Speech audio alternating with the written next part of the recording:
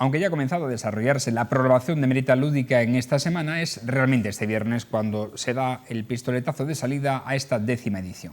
La recreación de la colonia romana este año viene cargada de multitud de actividades organizadas por las instituciones y las asociaciones recreacionistas, que son el alma de esta fiesta cultural. El apoyo del consistorio meritense, junto a la del consorcio del Museo Nacional de Arte Romano, ha servido para impulsarla y posicionarla a nivel nacional. Ahora solo falta el respaldo de la Administración autonómica para que, una vez iniciado el expediente, pueda ser considerada fiesta de interés turístico regional. En Mérida Lúdica es, junto a la recreación de la batalla de la Albuera, la Almosasa de Badajoz o el romanticismo en Almendralejo, un gran exponente de la recreación histórica de Extremadura, que debe recibir el respaldo de la Junta, porque el popular ya lo tiene, y cada vez con mayor participación. Esta actividad tiene un potencial enorme, tanto que puede verse reflejada en otras análogas que se celebran en Lugo o en Tarragona, donde ya son un polo de atracción importante para el turismo de estas ciudades. Si los carnavales, la Semana Santa, el Stone y sobre todo el Festival de Teatro son las principales referencias del turismo para la ciudad, con Mérida Lúdica se añade una excusa más para poder visitar la capital extremeña. Y es que la primavera y el verano son las estaciones en las que más visitantes recibe la ciudad, y ayudar a potenciarla supone además una generación de riqueza importante y puestos de trabajo, porque el sector servicios y más concretamente el turismo continúa siendo la fuente principal de ingresos, mientras esperamos la venida de la azucarera y otras industrias. Buenas noches.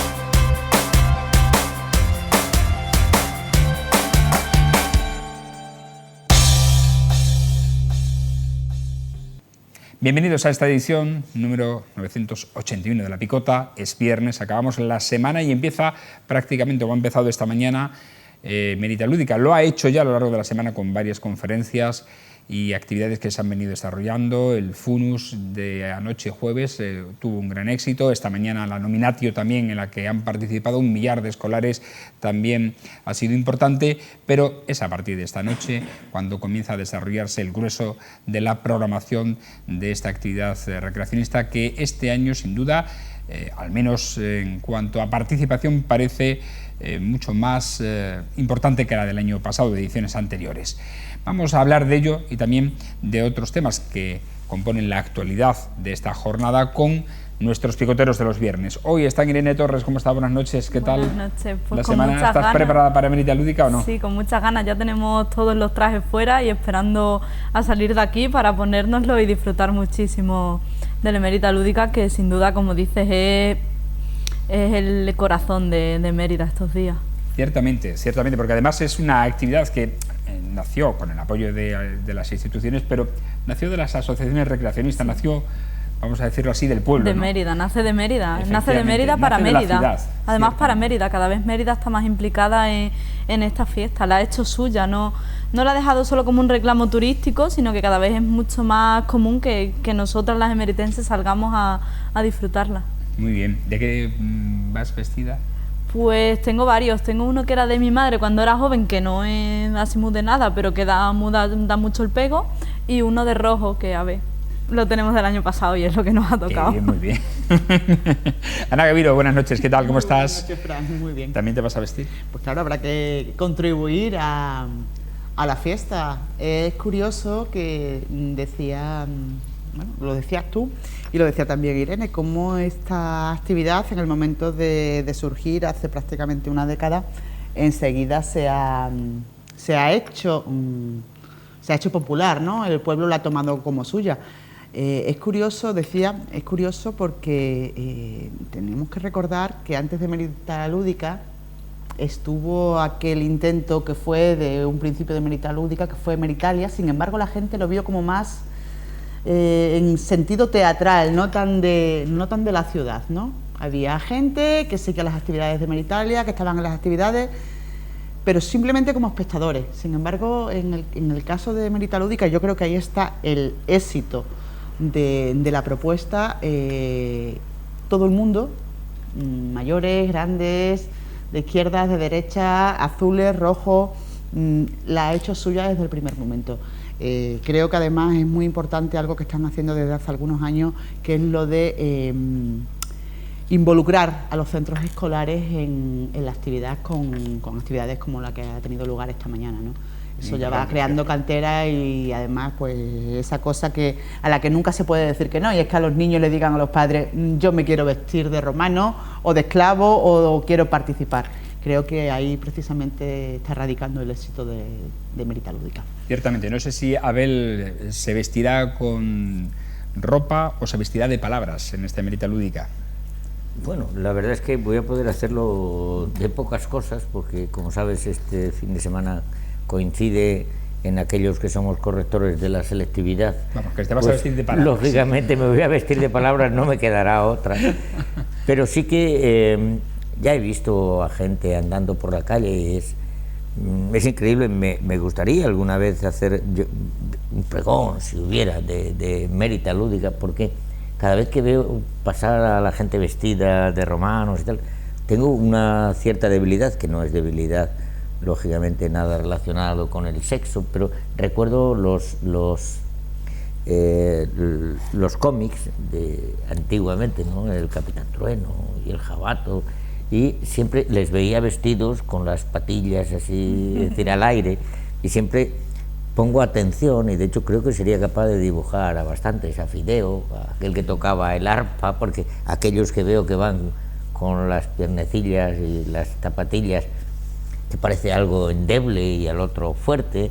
Yo creo que en definitiva es creación, lógicamente, también en Mérida Lúdica, ¿no? El que cada uno elija su traje, elija su disfraz y quiera vivir como se vivía antes, afortunadamente, porque ya en tan pocos sitios se quiere vivir como se vivía antes y en tan pocas cosas que tiene lógicamente su sentido. A mí me encanta, aunque no me ponga nada, pero saldré a verlos y con algunos pues me sentaré un rato. Tienes que hacerlo, igual que desde aquí, pues a todos los sitios donde llegamos, que son muchas ciudades en Extremadura, pues animamos a que visiten Mérida durante este fin de semana, porque indudablemente el Centro Cultural va a estar aquí en este fin de semana, en esta actividad recreacionista a la que se le pone tanto empeño. Una actividad que hace revivir cada año las grandes ruinas de la antigua ciudad, abrir los monumentos al público y mostrarlos de una forma alternativa a la par que formativa y divertida.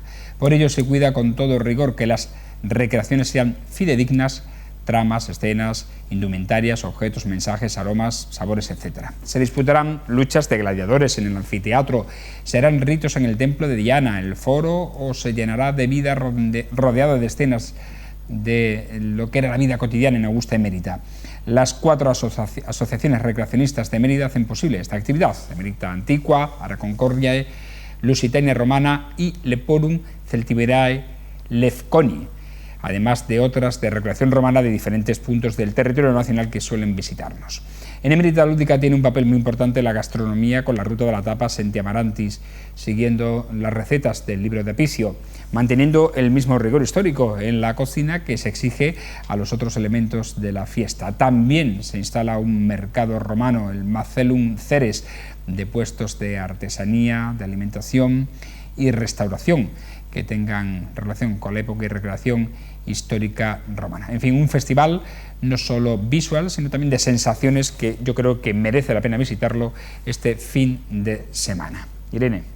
Yo creo que sí, porque además creo que, bueno, por poner siempre hay que poner un tono a la parte crítica, nos hace falta acercarlo un poquito más todavía a los barrios de la ciudad, pero sí es verdad que es una fiesta que es para todo el mundo, no es una fiesta que requiera que tengas mucho dinero para poder participar en ella. Cualquier tipo de vestido, al final, para los niños y para las niñas les vale. Entonces creo que lo que sí hemos conseguido es que no se profesionalice la fiesta, sino que pueda ser una fiesta en la que cualquiera que quiera participar pueda hacerlo, y creo que lo más bonito que tiene estos últimos años en Mérida Lúdica posiblemente sea eso, que las personas que se dedican a ello en asociaciones a nivel mucho más profesional, con mucho más rigor histórico, pueden vivirlo y pueden transmitírnoslo a la gente que a lo mejor no tenemos tanto conocimiento, y que la gente, eso, que estamos viéndolo un poco más desde fuera, también podemos vivirlo, porque no requiere nada más allá de acercarte a lo mejor al templo de Diana o acercarte a la Alcazaba o a otra zona y vivirlo. Es que el otro día lo decía con un amigo que me decía, a lo mejor voy vestido de vaquero. Digo, no, el Emerita Lúdica se vive. Y creo que yo resumiría en eso, en que el Emerita Lúdica ya se ha convertido en que lo vivimos, en que se vive.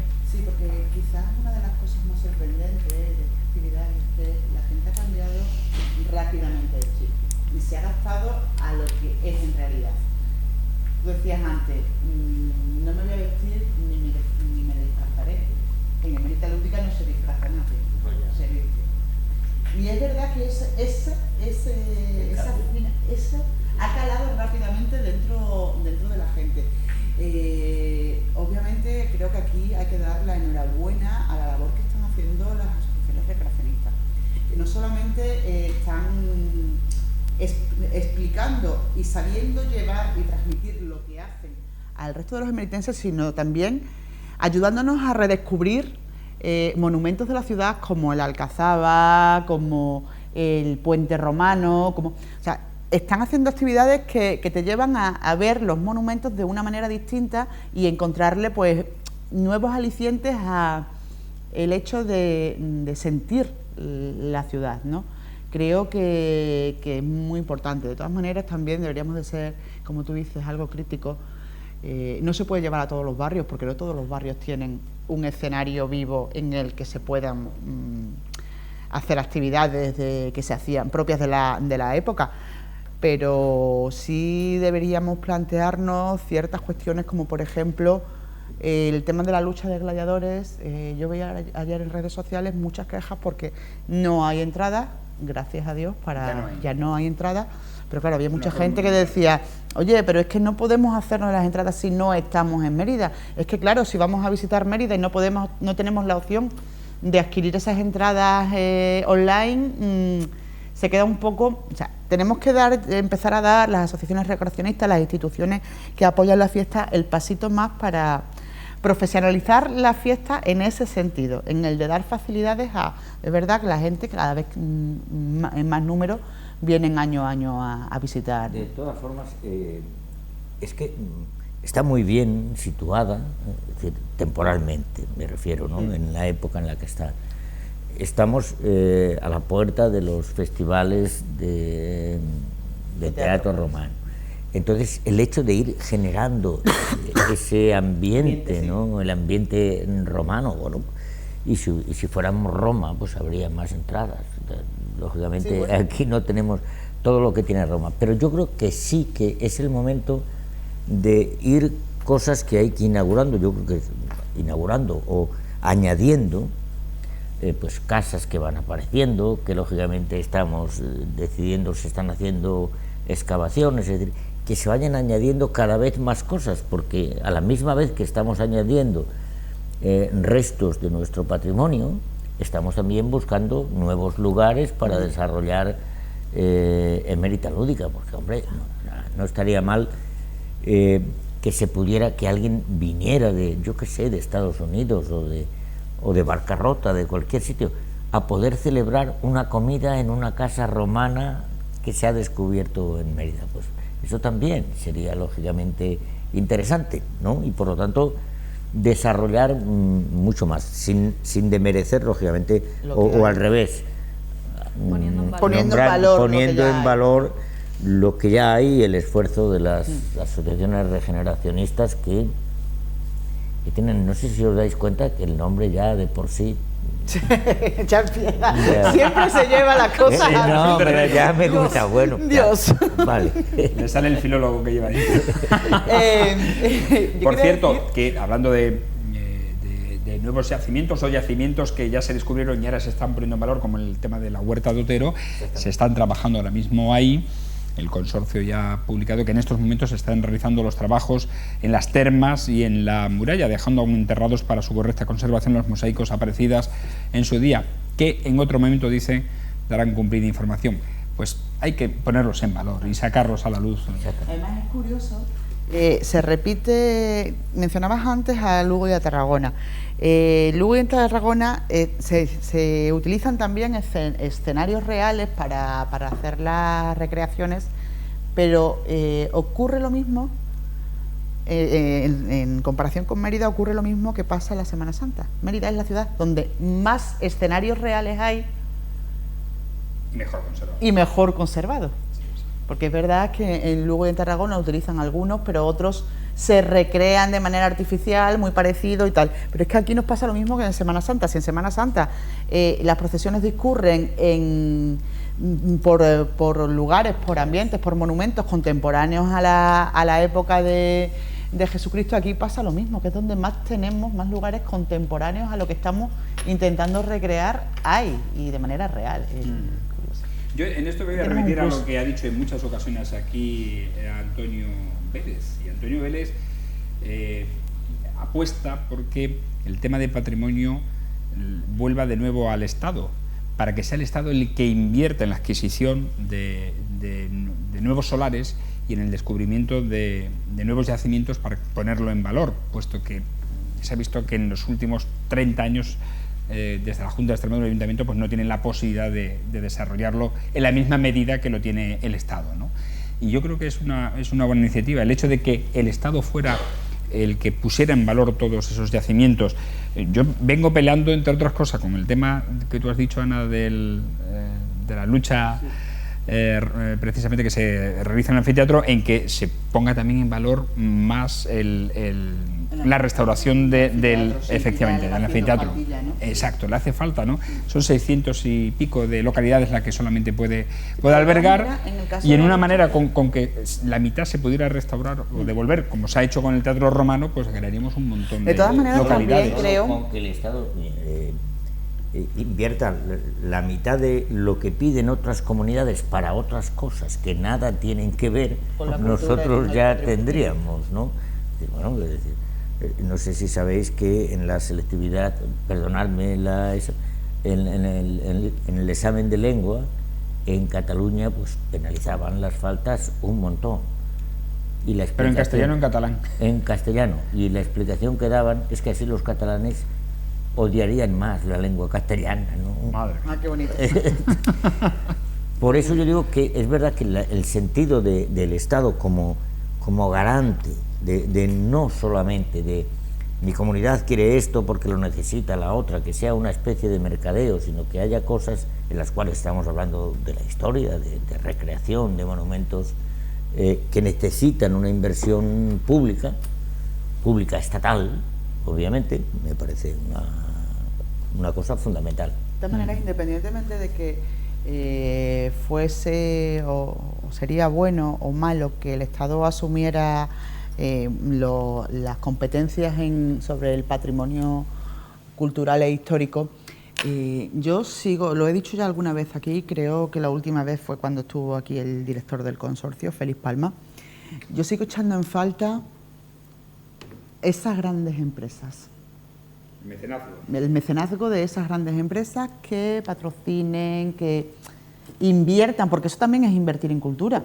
Y se hace en muchos sitios. ¿Por qué no se puede hacer aquí? ¿Por qué nadie se pone a trabajar en serio en eso? Nadie, cuando digo nadie, no me refiero a las asociaciones recreacionistas, por supuesto, me refiero a las instituciones. Ana, tenemos tantos mecenas. No, Ana, mecenazgo. Voy a recordar una cosa, el Ayuntamiento sí, hace un año aproximadamente, y pico, anunció que iba a intentar, había conseguido del Ministerio de Hacienda el tema para el mecenazgo, para celebrar el 25 aniversario de la declaración de Mérida como Ciudad Patrimonio de la Humanidad. Y hubo, sí, es verdad, cierto. Y no ha habido. Que no hubo.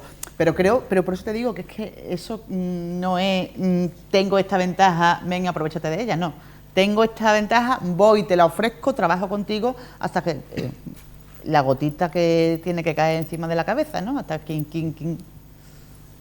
creo que ese trabajo falta. De momento yo creo que tendremos que seguir haciendo con nuestra gente. No, pero o sea, además es que el día que se luego ya vendrán, porque que el día que se pierda todos esos eso, mecenazgos, todos esos luego. Creo que el día que se pierda lo de cobran su. El día que se pierda lo de hacer con la gente.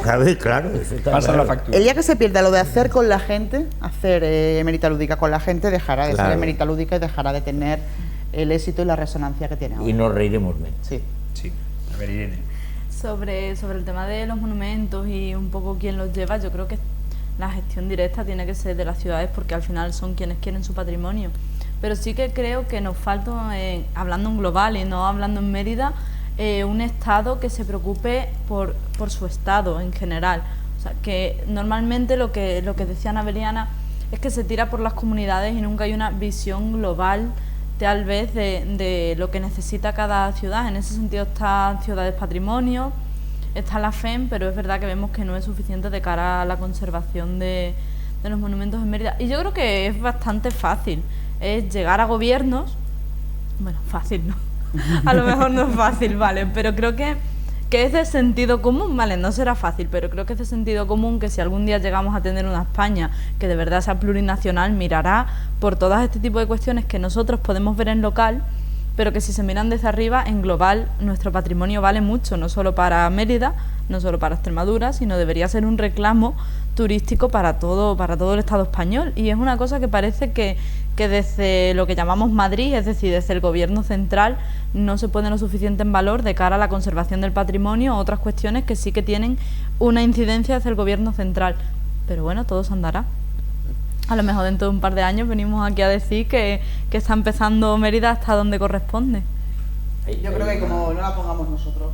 Hay una frase en una novela de Luis Martín Santos, ¿no?, donde habla lo que sería una ciudad, se decía que tenía que ser las vísceras de un caballo puestas al revés, ¿no? Ese deberían de ser los centros, lógicamente, de las ciudades, y así debería de ser el centro del Estado, no entender el centro del Estado como un lugar, ¿no?, sino como, lógicamente, dar la vuelta al interior del hombre o de un animal, que lógicamente nos ayudaría mejor a entenderlo. Y por eso, cuando hay todas estas luchas entre comunidades, entre maneras de entender el Estado, pues hay algo que yo creo que todavía se puede aportar, y nosotros, los que tenemos a veces la posibilidad de decirlo, pues tendríamos que intentarlo, ¿no?, por lo menos. Sí, en cualquier caso, lo importante es disfrutar este fin de semana de lo que nos va a ofrecer Emerita Lúdica y seguir aprendiendo de nuestra ciudad, porque obviamente aprender es amar, querer y defender una cosa, con lo cual es lo que nos queda. Qué bonito. Deberíamos haber venido vestidas de romana. Oye, pues es verdad, no se nos ha ocurrido, porque bueno, salir de aquí corriendo para irnos a casa, cambiarnos de ropa, claro, tontería, ¿no? Fran y yo, pues bueno, ya bueno, hubierais vestido de romano, de esclavos. Con reírnos y hablar un poco con los nombres estos de las asociaciones recreacionistas, con 4 palabras que dijera, ¿no? Totalmente, con 4 palabras retratados. No, pero yo propongo que empecemos a hacer cosas temáticas, que luego la gente en casa se entretenga más al vernos. Muy bien, mira. Vale, cocinamos tú y yo el próximo día. Lo haremos así. Bueno, nos quedamos con ese Salve Emerita Lúdica, que siempre, con el que acaba indudablemente todas las presentaciones, todos los años de Emerita Lúdica en el templo de Diana. Y yo sí, no quiero, aunque no está en el guión, pero sí quiero preguntar, aprovechando que tenemos aquí a Abel, que cada año vive la EBAU, nuestra antigua selectividad, pues cómo ha ido este año y cómo vive la polémica que se ha generado en torno a la redacción de un examen único para toda España que aboga una parte del sector educativo. Bueno, es decir, no ha habido ningún problema reseñable de importancia en la selectividad en Extremadura, lo cual me alegra. Ha habido comunidades donde ha habido problemas, en Valencia, por ejemplo, con el examen de matemáticas, que bueno, luego hay gente que te dice, sí, pero eso lo hicimos, se puede solucionar, o se puede hacer, ¿no? Pero luego a la misma vez surgen voces que empiezan a hablar de un examen único y empezamos a entrar en contradicción con lo que estábamos hablando, de las vísceras del caballo puestas al revés, es decir, ¿estamos de verdad preparados todas las comunidades para hacer el mismo tipo de examen? Es decir, ¿los catalanes van a estar de acuerdo con que hagamos la misma selectividad? Cuando digo catalanes, vascos, con todo, lógicamente, todo el respeto. Igual, porque en definitiva, donde hay que unificar es en los contenidos y en los criterios de aplicación de esos contenidos. Y ya estaríamos... Porque no hay que olvidar que estamos ya en distrito único, es decir, que luego podemos pedir plaza en cualquier universidad, en el distrito único en el que estamos. Es decir, lo que hay gente que pide es, lógicamente, que sea la misma prueba, y la uniformidad no siempre tiene por qué ser buena. La uniformidad es lo que es uniformidad. Lo que tendremos que plantearnos es que en todos los lugares se haga una prueba con las características de cada comunidad autónoma, de su manera de entenderlo, para lógicamente llegar a los mismos resultados. Porque hay ¿Pero tú no comunidades... crees que eso es difícil? Porque también la forma de corregir de cada profesor pues es muy distinta, pues, ¿no? claro. O sea, aunque se tenga un mismo examen, pero después ponemos, el criterio personal de cada profesor, de cada corrector es diferente. Claro, pero esta mañana yo, por ejemplo, he estado recogiendo los exámenes de lengua española y nos han dado los criterios establecidos y cada uno lo que tiene que hacer es aplicarlos, ¿no? De todas maneras, fíjate, ni más ni menos. Y claro, es decir, si para eso ponemos un robot en cada comunidad autónoma y que vaya diciendo lo que tiene que hacer, tiene que haber digamos, algo que lógicamente diferencie a las personas a la hora de corregir, pero sí que los criterios sean justos, sean los mismos y conocidos por todos. Y eso yo creo que aquí en Extremadura se hace, entre otras cosas porque tenemos coordinación durante todo el año entre la consejería y los profesores, y sin embargo hay otras comunidades que ya hemos comentado aquí muchas veces, la Universidad de Salamanca, que decía que aquí eran más fáciles o más difíciles. Allí lo que pasa es que no hacen coordinación ninguna porque no se llevan bien, cosa que no tenemos culpa lógicamente los demás, y era exactamente la misma prueba, ¿no? Yo ayer, escuchando todo el tema este de las polémicas que surgen todos los años, además, en torno a la selectividad, yo pensaba, digo, vamos a ver, quizás no el examen único, porque eso sería muy complicado, por eso, por lo que tú decías, claro, por las distintas idiosincrasias de cada comunidad autónoma, pero nadie se le ha ocurrido que es mucho más sencillo una fecha única en todas las comunidades autónomas que evite que hoy se empiece a hablar de la selectividad de Madrid con los problemas de la selectividad, que va creando además como generando un clima de tal en Extremadura, sí, en Galicia, claro, sí, porque va crispando el tema. Yo creo que es lo más sencillo. O sea, la selectividad es del 12 al 14 en todas las comunidades autónomas.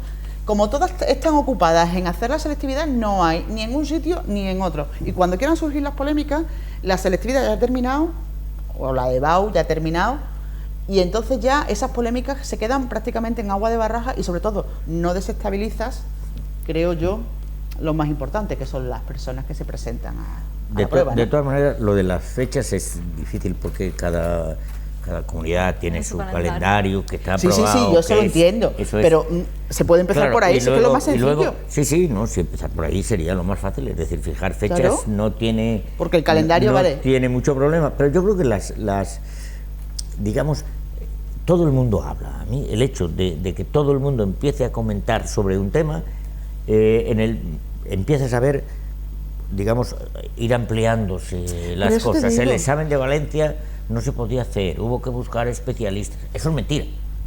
Ya, eso es absolutamente mentira. Pero eso forma parte de... Y empiezas, y cada medio de comunicación sale cada día con un trocito. Y sobre todo se desestabilizando a los chicos, claro, a los que se presentan a la... Los chicos tampoco se desestabilizan. Yo creo que saben que... Yo tengo una solución más sencilla, que es eliminarla. Bien. Que es eliminarla. No, pero yo no entiendo cómo en un sistema educativo en el que prima la evaluación continua, aunque la evaluación continua del instituto sea el 60% de la nota, que pesa más que la propia selectividad, pero no entiendo por qué al final, si esa evaluación continua, no vale esa nota que el chico o chica lleva haciendo o estudiando durante tantos años. Pero ¿cómo va a ser? Vamos a ver. ¿Por qué la nota de los colegios privados es mucho más elevada que la de los públicos? Si no hiciéramos una prueba objetiva, pues bueno, ya me contarás, aquel que va y paga el colegio pues tiene la nota también. No, tiene que haber una prueba, porque estamos hablando de evaluación de todo el bachillerato, donde para salvaguardar, digamos, lo que es la evaluación continua, eso vale un 60%, y la prueba objetiva un 40%. A lo mejor tiene que haber un mayor control de los colegios privados para que eso no pase. De los concertados. Y de los concertados, ¿no? Más que hacer que los que están en la pública tengan ese ahogo, hacer que los que estén en la privada tengan esa obligación y esa, porque hay colegios privados que todo el mundo sabe que hacen un poco lo que es eso, es pagas el colegio, tienes el título. No digo ninguno aquí en Extremadura, pero sabemos que los hay y se han visto tanto en colegios como en universidades. Entonces, al final, estás desprestigiando la educación y la estás llevando a una prueba de un día que si alguien tiene migrañas, que si alguien tiene una vomitera o que si alguien, por ejemplo, es muy bueno o muy buena estudiante, pero le pueden los nervios por lo que sea, porque no puede ese tipo de presiones. Yo conozco gente que conduce muy bien, pero cuando se presenta el examen de conducir, cae. Pues estás haciendo que vaya... Giner de los Ríos era el mayor soporte del krausismo, una filosofía que aprendió en Alemania, que tiene mucho que ver con que cada uno no sea de una manera o de otra, sino que tiene la obligación de ser la mejor persona que pueda ser. Eso es una frase de los regeneracionistas españoles y de Giner de los Ríos, y siempre tuvo, y lo intentó llevar en muchas ocasiones al gobierno, siempre tuvo un sueño, y es que no existieran los exámenes, ¿no? Pero lógicamente nuestra vida, bueno, vale, bien, pero nuestra vida nos lleva luego después a que empezamos a decir, para tener este puesto de trabajo resulta que tienes que hacer un máster. Y el máster no se hace en el lugar donde estás, sino en otro. No sé si recordáis, hay una anécdota que comentábamos esta mañana que es tremendamente importante. Están ahora buscando trabajo, la mayoría de los profesores de matemáticas que están como interinos en los institutos son aparejadores o arquitectos que están entrando como interinos dando matemáticas en los institutos. Cuando antes era al revés, es decir, eran los que tenían trabajo cuando la época boyante de la construcción, y el que estudiaba matemáticas, bueno, pues era el raro que daba matemáticas, y ahora pues pasa al revés. Es decir, yo creo que la educación es la copia más fiel de la sociedad. Así es la sociedad, así es la educación. Y los niños que recibimos en los institutos o en los colegios no son ni más que un espejo de la sociedad que viven, de las familias. Oye, pues más motivo suficiente para que haya un gran pacto de Estado de una puñetera vez en este país, en el que se tenga un sistema educativo que nos dure al menos un par de décadas. Por lo menos un par de décadas, claro. Por lo menos una generación. Claro. Porque es alucinante que mi hijo y mi hija sean de la misma generación y cada uno hayan estudiado... Una cosa. No me digas, por favor. Bueno, es que mis hijas se llevan 3 años y pasa lo mismo. Es que le pasa eso, mis hijos llevan 3 años y es que los conocimientos básicos de uno no tienen nada que ver con los conocimientos básicos de otro. ¿Cómo puede ser? Sí, pero igual que tienes 2 hijos y ninguno es igual. No, sí, a ver, pero vamos a ver, pero estamos hablando de una cosa, tú lo decías, una cosa tan importante como la educación. Tienes que tener por lo menos una estabilidad a lo largo del tiempo, que por lo menos que mínimo con una generación. He visto reuniones de todo tipo hablando de esto y venga propuestas y vamos, increíble. Por cierto, que ya que decías lo de la educación es el reflejo de la sociedad, este año en la EBAU se ha demostrado, pero bien, eso de las mamás esperando a que los niños terminen los exámenes, bueno, lo he alucinado, vamos, yo cuando Porque es que las mamás estaban más nerviosos que ellos. Vamos a ver, mi madre a mí nunca me acompañó a hacer el examen de la selectividad. Pero ahora sí. A llevarlos hasta el centro. Pero por eso te digo que es el reflejo de la sociedad, del sobreproteccionismo que tenemos sobre los niños. Sí. Absolutamente es el reflejo. Hay un montón de artículos sobre eso, es decir, sobre cómo la universidad tiene problemas por la sobreprotección. Es decir, el hecho de sobreprotección, de ir a discutir con el profesor, que antes ni se le Madre ocurría. Mía. No, pero es que ya no se te ocurría ni en el instituto. Deje usted... Eso te iba a decir, porque yo con 14 años me hacía la matrícula, porque ya es una cosa que se puede hacer con 14. Ahora no, ahora los padres le hacen la matrícula a los niños hasta los 18. Bueno, los 18 van a la universidad a rellenarle la matrícula. Y van a la residencia donde van a ir y prueban la comida. A ver cómo va a comer el niño durante todo el año, ¿no? Es curioso cómo hemos dado pequeños pasos para atrás en ese sentido, ¿no? Bueno, yo la gente que conozco no está en esas circunstancias y me estoy quedando un poco... Oye, pues una noticia que ha salido en los periódicos, ¿eh? Por eso, pero que es verdad que la gente que yo conozco también, supongo que depende un poco del entorno en el que te muevas, no he visto que sus padres le echen la matrícula ni los vayan a recoger en selectividad, y me alegro. Y todo el mundo que conozco, la selectividad le ha salido muy bien, por lo menos. Hombre, pero es verdad que... En Canarias más. En Canarias más. En Canarias más. Tienen un 30% de sobresaliente. No, pero porque sí, eso Canarias... es... Pero piénsatelo. Bueno, tiene muchas explicaciones. Pero creo que sobre lo de los pactos de Estado que hablábamos, sobre la educación y eso, es que al final...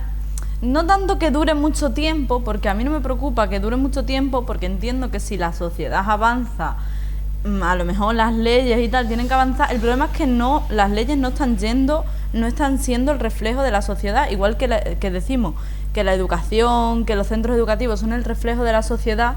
Las leyes no recogen ese reflejo que vemos incluso en centros escolares, que con pequeñas cuestiones. Tú no puedes hacer una ley que te dure 4 años, que mientras haces la ley, la pruebas e intenta empezar a implantarla, han pasado ya esos 4 años y ahora cambiamos. No, es que cuando se empieza a aplicar ya se está haciendo otra. Se está haciendo la otra. Entonces, pero vamos a ver, no creo que sea tanto ese el problema, sino que si hubiese una manera más lineal de ponerse de acuerdo y no hiciese falta a lo mejor 5 años para que se pusiesen de acuerdo en una cosa que tiene un consenso social. Pero por eso es necesario un pacto. Para que esos 5 años, eso sí lo quiero explicar, porque es que veces que la gente piensa, se cambia la ley, se cambia. Oiga, el que está en primero tiene que esperar hasta llegar al final de su ciclo para poderle aplicar la ley. Ese es el problema. Y eso no es fácil.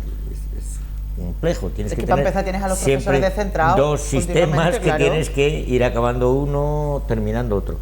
En beneficio del sistema educativo español sí que es verdad que falta una, digamos, continuidad, pero se avanza bastante. Es decir, Europa, no penséis. A mí cuando me dicen lo de Finlandia y lo de no sé qué... ¿Pero se ha avanzado gracias a las leyes o gracias a los profesores y a la gente y a las profesoras que están dentro del sistema educativo? Claro, pero gracias al esfuerzo al final de las personas que han estado manteniendo. Las leyes, a veces yo pienso que es que no son aquellas que solucionan todo. Es decir, las leyes necesitan a las personas. Es una de las cosas que me canso a decir. Parece que las leyes son las que van a cambiar a las personas. Pero leyes sin personas no hay. No hay, digamos, que tengan una efectividad.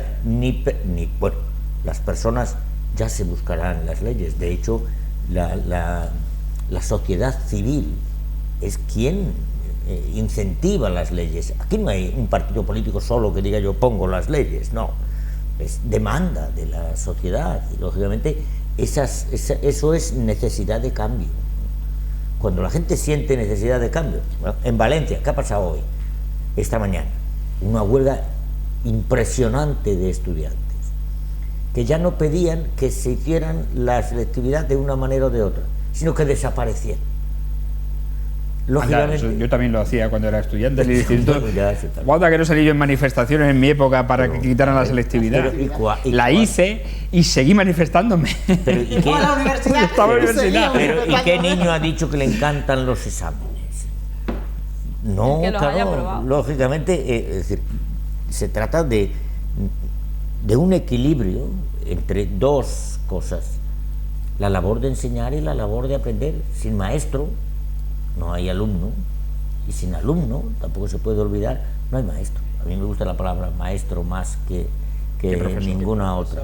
Sí, y por lo tanto, esa formación entre uno y otro, esa transmisión de conocimientos, que también es edad, porque son edades distintas las que tienen, eso es lo que ayuda o lo que enriquece, bajo mi punto de vista, el sistema educativo.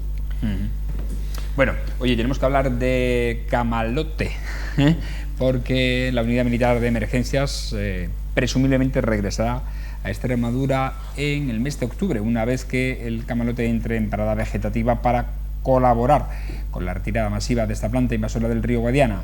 Para facilitar la labor de esta unidad en la retirada de camalote, la Confederación Hidrográfica del Guadiana hizo entrega ayer jueves a la UME de 2 embarcaciones diseñadas específicamente para este objetivo. Estas embarcaciones fueron demandadas por el teniente general de la UME, Miguel Alcañiz, durante la visita que realizó la ministra de Defensa, Margarita Robles, el pasado mes de marzo para conocer los trabajos que estaban desarrollándose en el río. El aumento de las temperaturas propio de estas fechas generan las condiciones ideales para la reproducción del camalote, por lo que hay que esperar hasta ese mes de octubre para iniciar los trabajos de extracción del río. El tramo urbano de Mérida se está protegiendo gracias a la barrera automática que se instaló en Miralrío y que contiene el avance de esta planta, pero no dieron garantías de que no volviésemos a ver imágenes de nuevo del camalote pues en todo el cauce del río, precisamente en este tramo urbano, porque las semillas van viajando indudablemente y es un tema difícil de abordar. Pero es importante lo de las embarcaciones, porque los soldados de la UME contaban ayer que es que se les pinchaba las barcas, iban con barcas neumáticas y se les pinchaban y no podían realizar bien su trabajo. Pero parece ser, de hecho recibí unas fotos el otro día, las estaba buscando para enseñarlas, que la forma en la que han hecho la retención, la barrera, sí, me parecía un parque precioso, ¿no? Es decir, el ver sabiendo que el camalote no es nada bueno, ¿no? Pero, bueno, hacerlo de una manera, no es lo mismo tener cómo se sujeta el camalote en una barrera. Es bonito encima. Exactamente, es que es la verdad, claro. Bueno, sí, conociendo la historia de aquella chica, ¿por qué nació la historia del camalote, ¿no? A ver, lo que es alucinante, cuando leí la noticia ayer, digo, no me lo puedo creer. Con todo lo que hemos hablado de la UME, con todo lo que hemos hablado de su trabajo en nuestra región para retirar el camalote, con todo lo que hemos hablado de los medios que iban a desplegar, ya resulta que las barcas eran algo así como las que utilizamos para ir a la playa. Dice, pero bueno, ¿esto qué? ¿Nos han estado tomando el pelo o qué? Claro, porque no habían trabajado nunca y nunca claro, tienen eso. Es verdad, pero es curiosísimo, ¿no? Después de haber estado prácticamente 6 meses han estado en Extremadura, sí, ¿no? Y que te enteres ahora, al cabo de otros 3 o 4, que los pobres... pero se han portado muy bien. Sí, se han portado muy bien, demasiado. Pues esto iba a decir. Hay que decir que estas embarcaciones han sido diseñadas especialmente para esta labor. De todas maneras, me parece muy bien, y eso lo hemos hablado aquí algunas veces, que quizás el tema del camalote se había ido un poco de las manos porque nadie se lo había tomado en serio. Porque si ahora resulta que en unos pocos meses hemos sido capaces de diseñar unas lanchas, unas embarcaciones apropiadas para realizar esos trabajos y que por lo menos se evite la frecuencia de los pinchazos, o sea, somos capaces de hacerlo. ¿Por qué no lo hemos hecho antes? ¿Por qué no lo hemos hecho antes? ¿Por qué no nos hemos preocupado antes del camalote? Porque no estábamos concienciados. Si el camalote lo creamos nosotros, gente que se traía una planta exótica, la ponía en casa, luego tiraba un trozo y lógicamente cuando ya quisimos darnos cuenta, bueno, estábamos invadidos. De todas maneras, esperemos que las medidas que han adoptado para inhibir el crecimiento de la planta den su resultado en este verano, porque yo ya vi creo que fue el martes, no sé si el lunes o el martes, por redes sociales algunas imágenes de algunos sitios en los que estaba otra vez volviendo a verse la alfombra verde, claro. O sea que veremos. Ahora, a ver cuando empiece el calor se dan las condiciones ideales para que se reproduzca. Si cuando venga en octubre los pobres no van a tener que volver a hacer sobre lo hecho. Pues posiblemente, yo creo que están incluso concienciados de ello. Ahora el avance, además de la inversión para la extracción, que hay que hacerla evidentemente, pero hay que destinar partidas para la investigación. Sí, claro. Porque tiene que ser a través de la investigación como se pueda eliminar esta planta. Hemos sido capaces de construir unas embarcaciones un poco potentes, pues. Y que no se pinchen. Os recuerdo que no hay investigación fiable para el crecepelo, así que para eliminar el camalote a lo mejor tampoco. A ver, Irene, ¿Qué opinas? Abel es maravilloso. De esta etapa, una de las cosas que las que me quedo es de... Perdona, no hay, pero en Turquía ahora son baratitos los implantes. Ya dicen que es más barato casi en Madrid que en Turquía, ¿sí? así es que... Perdone, nene. No me fío. ¿De Turquía o de Madrid? De ninguno de los dos. De ninguno de los dos. Perdón. Una de las cosas de las que me quedo de esta legislatura es de todo lo que he podido aprender de mis compañeros, entre ellos Fernando, que como hace prácticamente 2 años que se fue, apenas nos acordamos de cosas que hizo, pero una de las cosas que hizo fue formarse mucho en el tema del camalote y de cómo afectaba nuestro río, y tuve el placer de poder aprender con él y poder ver con él, y por eso cuando se hablaba de que viniese la UME, nosotros decíamos a nosotros que venga la UME, no es que nos parezca mal porque venga la UME, sino por la falta de medios y de formación. Entonces, cuando Ana se reía ahora, yo me acordaba de Fernando un día que me dice, es que me lo imagino en unas lanchas de estas de niños chicos, quitando el camalote con las manos, y eso no es digno ni para el ejército ni para la ciudad. Entonces, yo aprendí mucho de Fernando en el sentido de cómo creía que primero era necesario hacer esas lanchas que hemos hablado que se han hecho ahora y después empezar a retirarlo.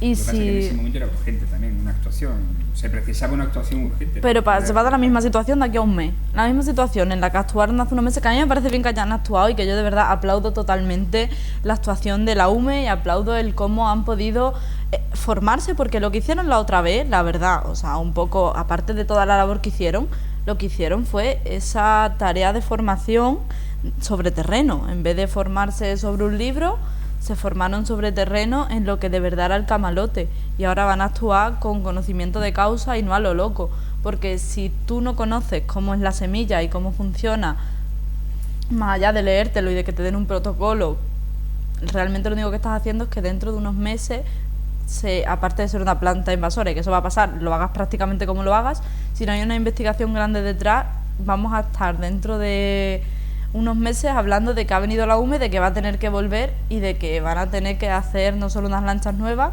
sino utilizar otro tipo de mecanismos para retirarlo. Pero bueno, igualmente lo que queremos es que nuestro río vuelva a estar como siempre, que pueda regenerar su hábitat y como decía Fernando, esto no es cuestión de unos meses, seguramente sea más de una década o... Sí. Pero es que ya llevamos una década.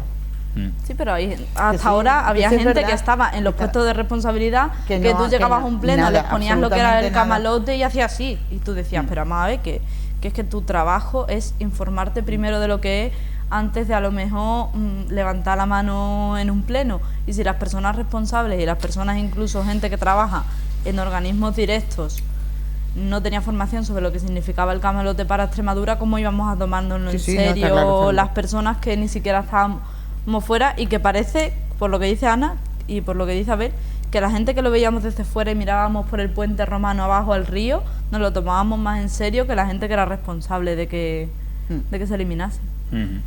Oye, tenemos que hablar del gobierno, nos queda poquito tiempo. Gracias. Bueno, de la conformación de gobierno. El secretario general de Podemos, Pablo Iglesias, ha reconocido este jueves que no mantiene contacto con Pedro Sánchez para negociar un gobierno de coalición desde hace 2 semanas, y ha apuntado que España necesita estabilidad, por lo que no hay tiempo, dice, que perder. No obstante, ha matizado que le toca al candidato socialista iniciar esos contactos.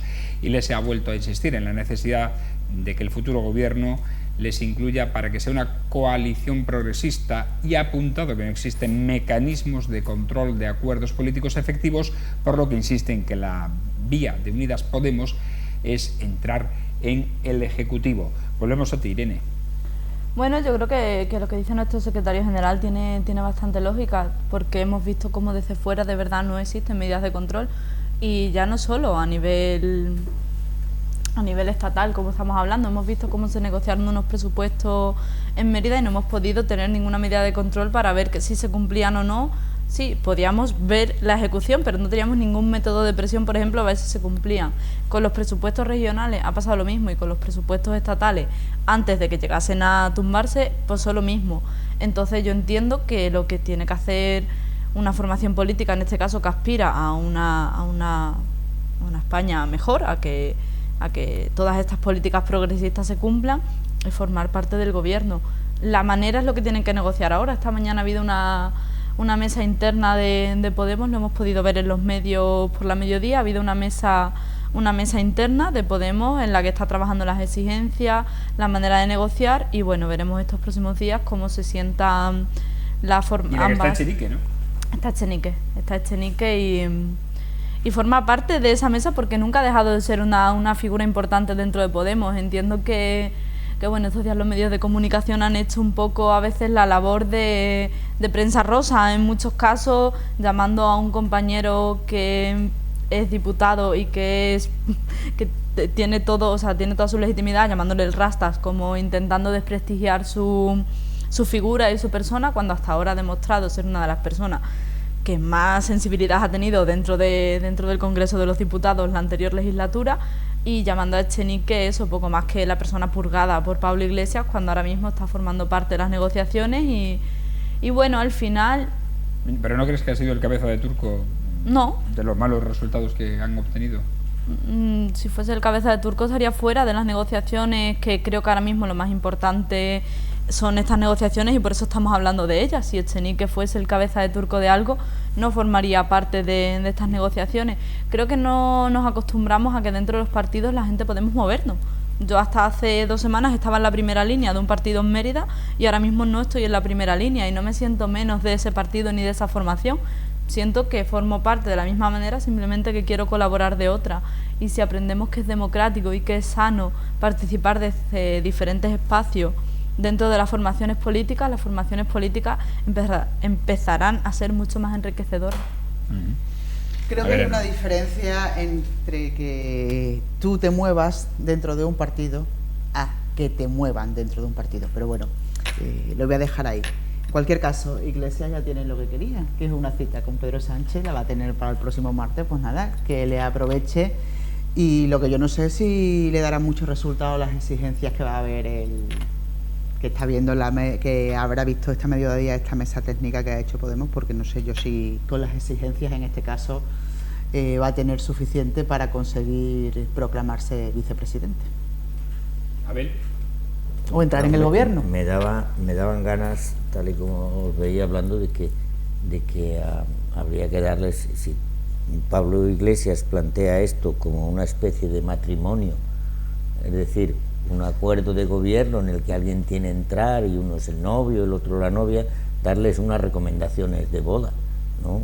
Es decir, lo primero que habría que decirle a Pablo Iglesias es que ya digamos, hubo esas conversaciones de boda, hubo un momento en el que tuvo que decidir si apoyaba o no apoyaba y planteó el hecho de tener cargos. Yo creo que el control político no se tiene por qué ejercer estando en el gobierno.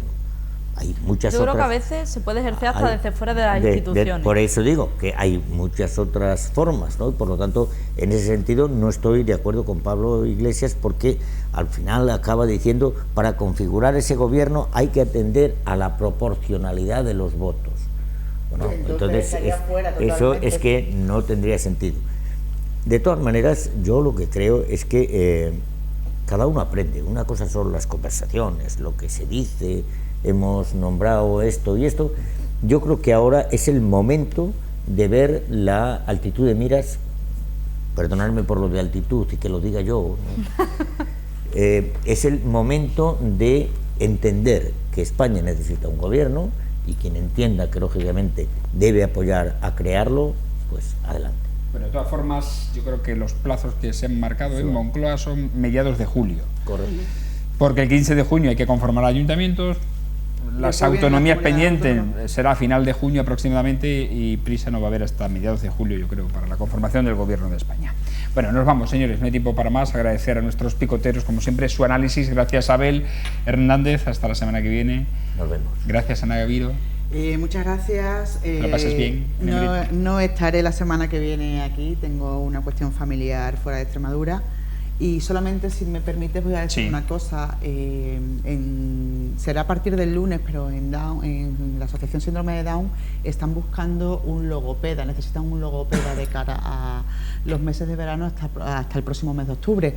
La oferta de empleo va a salir el lunes, entonces ya la lanzo desde aquí para que la gente que pudiera estar interesada esté pendiente. Muy bien. ¿Y dónde debe dirigirse? Sí, probablemente se pondrá en redes sociales, pero hay 2 correos electrónicos fundamentales: administración@daunmerida.es o dirección@daunmerida.es.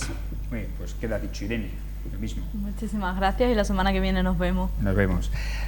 A ustedes agradecerles como siempre su atención, instándoles a que nos sigan en las redes sociales, Facebook, Twitter, YouTube e Instagram. Ya será el próximo lunes cuando le emplacemos una nueva cita de La Picota en torno a las 10 menos cuarto de la noche en redes sociales y en esas mismas, y en TDT, indudablemente. Hasta entonces, buenas noches y feliz fin de semana.